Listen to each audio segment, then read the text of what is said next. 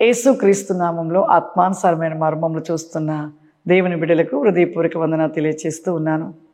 పోయిన వీడియోలో మీకు తెలియపరిచాను ఉపవాస ప్రార్థన ఎలా చేయాలి, ఎందుకు చేయాలి, ఏ విధంగా చేయాలి, ఏ విధంగా చేస్తే దేవుని సన్నిధికి ఆ ప్రార్థనని మేము అందచేయగలుగుతాము. మా ప్రార్థనను బట్టి దేవుడు సంతోషపడాలి. మేము చేసే ఈ ఉపవాస ప్రార్థన బట్టి దేవుడు దుఃఖపడద్దు. మేము చేసే ఉపవాస ప్రార్థన బట్టి సాతాను బలం పొందుకోవద్దు. మేము ఎలా చేయాలి అని ఎంతోమంది కూడా మరి నాకు ఫోన్ కాల్స్ చేయడం జరిగింది. కాబట్టి ఈరోజు నేను చెప్తున్న ఈ మాటలను బట్టి దయచేసి మనం ఒకవేళ ఉపవాస ప్రార్థన మీరు చేస్తున్నాము నిర్ణయించుకున్నాము అనుకున్నవారు దయచేసి ఖచ్చితంగా చెప్పిన విధంగా మీరు చేసేటట్లయితే చేయండి, లేకపోతే డ్రాప్ కాండి. ఎందుకు అంటే దయచేసి మీరు ఉపవాస ప్రార్థన చెయ్యొద్దు అని కాదు, చెయ్యాలి అనేది ఆశ నాకు కూడా. అందరూ కూడా రక్షించబడాలి, కానీ దేవుని దుఃఖపరచవద్దు. మనం చేసే ఉపవాస ప్రార్థన బట్టి బలం పొందుకోవాలి. ఎందుకు అంటే ఎన్నో స్థలాల్లో ఎంతో మందిని కూడా నేను చూశాను. ఉపవాస ప్రార్థన అంటే ఉదయం లేస్తారు, స్తరస్నానం చేస్తారు, చక్కగా తయారైపోయి మరి ఏదో కాఫీ తీసుకుంటారు, వెంటనే వాళ్ళ ఆఫీస్కి వెళ్ళిపోతారు, 3 గంటల వరకు ఉంటారు, 3 గంటలు చక్కగా భోజనం చేసేస్తారు. ఇదేంటి ఉపవాసం? ఉపవాసం అంటారా? కడుపు కాల్చుకోవడం, అది డైట్ చేయడము అంతే. కొంతమంది అయితే లేదు కుటుంబాలలో ఉన్న వాళ్ళు కూడా, ఇంట్లో ఉన్న వాళ్ళు కూడా, మరి హౌస్ వైఫ్గా ఉంటున్న వారు కూడా ఏం చేస్తారంటే ఉదయం లేస్తారు, చక్కగా ఇంట్లో పని చేసుకుంటారు, ఏదో ఒక 10 నిమిషాలు ప్రే చేసుకుంటారు. ఉపవాసం ఉంటున్న ప్రభా, ఇంకా నేను ఈరోజంతా నన్ను కాపాడయ్యా, రక్షించాయి చెప్పేసి వెంటనే ఇంకా ఏదో ఒక కాఫీ తీసుకుంటారు, కాసేపు బైబిల్ అటు ఇటు తిరిగేస్తారు. ఆ తర్వాతకి ఆ పక్కింటి ఆమెతో మాట్లాడుతూ టైం అంతా గడిపేసి ఎప్పుడు 3 అవుతుందా అని చూస్తారు. అలా చూసేసి ఇక 3 కాగానే వెంటనే ఒక 10 నిమిషాలు ప్రే చేస్తారయ్యా, ఉపవాస ప్రార్థన ముగించుకుంటున్నానా ఈరోజు అని చెప్పేసి వెంటనే ఏం చేస్తారు, చక్కగా తినేస్తారు. అదొక ఉపవాసం. చూడండి, ఉపవాసం అంటే ఉదయం నుండి సాయంకాలం వరకు నువ్వు చేసిన ఉపవాసంలో దేవునితో ఎంతసేపు గడిపావు? అసలు ఆ ఉపవాస ప్రార్థనలో దేవునితో నువ్వు గడిపావా? దేవునితో నివాసం చేసావా? లేదు. ఇంకా కొంతమంది ఉదయం నుండి ఉపవాసం ఉంటానంటారు, ఉపవాసం ఉంటారు, ఇటు మొబైల్ చూస్తూనే ఉంటారు, మొబైల్లో వచ్చేటన్ని చూస్తూనే ఉంటారు, ఇంకా లోక సంబంధం పనులకు వెళ్ళిపోతారు, పనులలో ఉంటారు. ఇలా ఉంటూ 3 వరకు ఎప్పుడు టైం అయిపోతుందా, ఎప్పుడు గడుస్తుందా అని చూస్తారు. ఇలా గడిచేసిన తర్వాతకి ఇక మళ్ళీ వారు కూడా అదే విధంగా. ఇది ఎలా ఉపవాసం అంటారు? ఎలా ఉపవాస ప్రార్థన అంటారు?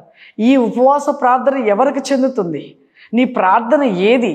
ఇదంతా కూడా సాతానికి చెందుతుంది. ఇలా ఎవరైతే చేస్తూ ఉంటారో ఈ ఉపవాస ప్రార్థన అంత బలము అపవాది అయిన లూసిఫర్ పొందుకొని వాని సైన్యమును అభివృద్ధి చేసుకుంటూ ఉంటాడు. పాపం అంట గర్భం దాల్చి పిల్లల్ని కంటదంట.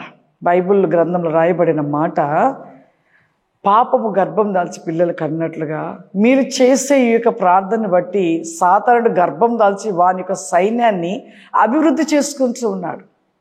అభివృద్ధి చేసుకోవటం కోసమే వాడు సంవత్సరంలో ఈ 40 దినాలు కూడా ఎప్పుడు వస్తాయని ఎదురు చూస్తాడు.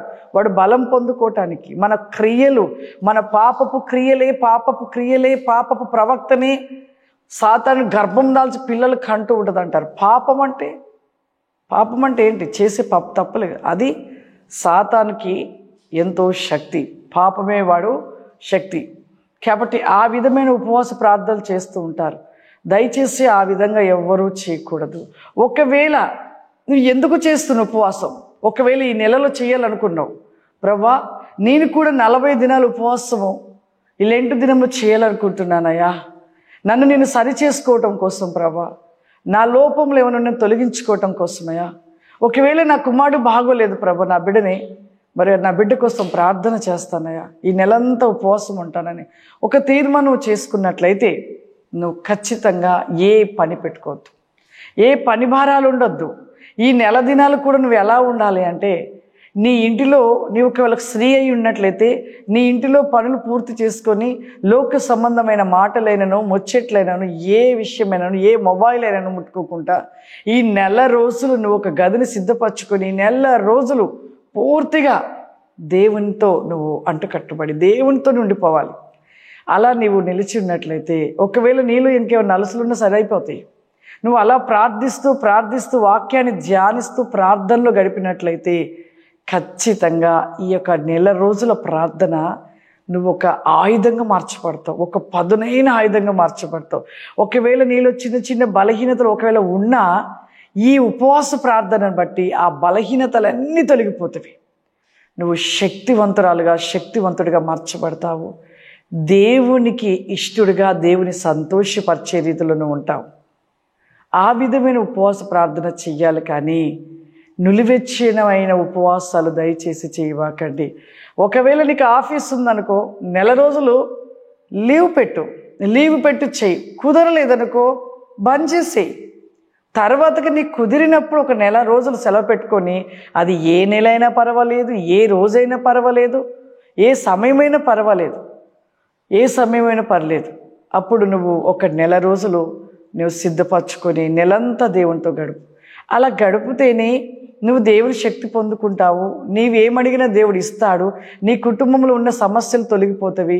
నిన్ను దేవుడు దీవిస్తాడు. అడిగినవన్నీ పొందుకుంటావు. నీవు కూడా పరిపూర్ణంగా మార్చబడతావు. అంతేకాని మరి లెంటు దినాలు బస్వ బుధవారం మొన్నటి నుండి అందరూ ఉపవాసం మేము చేస్తాం, పక్కింటాం చేస్తాం. నేను ఏంటా ఉపవాస ప్రార్థన? ఎందుకు అలా చేసి దేవుని దుఃఖపరుస్తున్నారు? ఎందుకు దేవుని బాధపరిచేవారిగా ఉంటున్నాం? సాతానికి బలం ఎక్కడి నుండి వస్తుందంటే మన నుండే, మనం చేస్తున్న ఉపవాస ప్రార్థన నుండి. దయచేసి అలా చేయపాకండి. ఉపవాసం ఎప్పుడైనా చేయొచ్చు, ఏ రోజైనా చేయొచ్చు.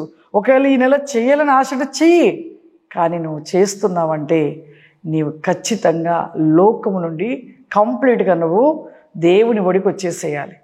కంప్లీట్గా అసలు నెల రోజులు కూడా అలా ఉంటేనే నువ్వు శక్తి పొందుకుంటావు, ఆరోగ్యవంతంగా ఉంటావు.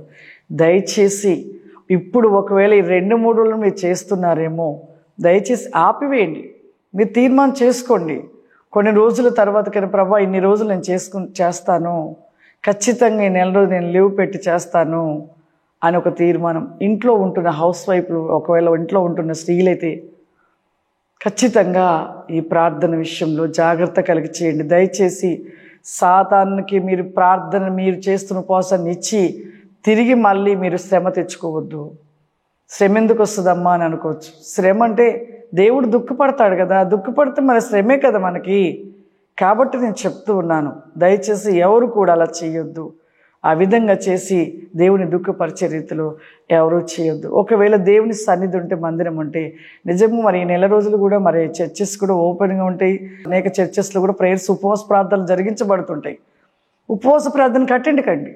ఖచ్చితంగా ఉదయం రెడీ అయిపోయి మందిరానికి వెళ్ళిపోయి ఉపవాస ప్రార్థనలు అటెండ్ అయ్యండి. ఖచ్చితంగా ఈ నెలంతా కూడా చాలా మందిరాలు ఓపెన్ చేసి ప్రార్థనలు జరిగించబడుతుంటాయి. కాబట్టి ఆ ప్రార్థనలో వెళ్ళి పాల్గొనండి. ఇక ఎంతో గొప్ప ఆశీర్వాదం.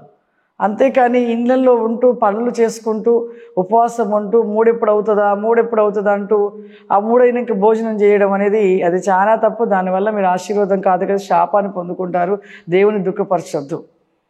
ఇంకా ఆఫీస్కి వెళ్ళే వాళ్ళు దయచేసి ఆప్ చేయండి. ఉపవాసం చేయాలనుకుంటే మీరు ఒక తీర్మానం చేసుకోండి. కొన్ని రోజులు ఇంట్లో ఉండి సిద్ధపరచుకొని ఉపవాసానికి సిద్ధపడండి. అంతేకాని ఇలాంటి ఉపవాసాలు చేసి అపవాదికి చోటు ఇవ్వద్దు. దయచేసి నేను ఎవరిని విమర్శించుట, బాధ పెట్టే రీతిలో మాట్లాడట్లేదు.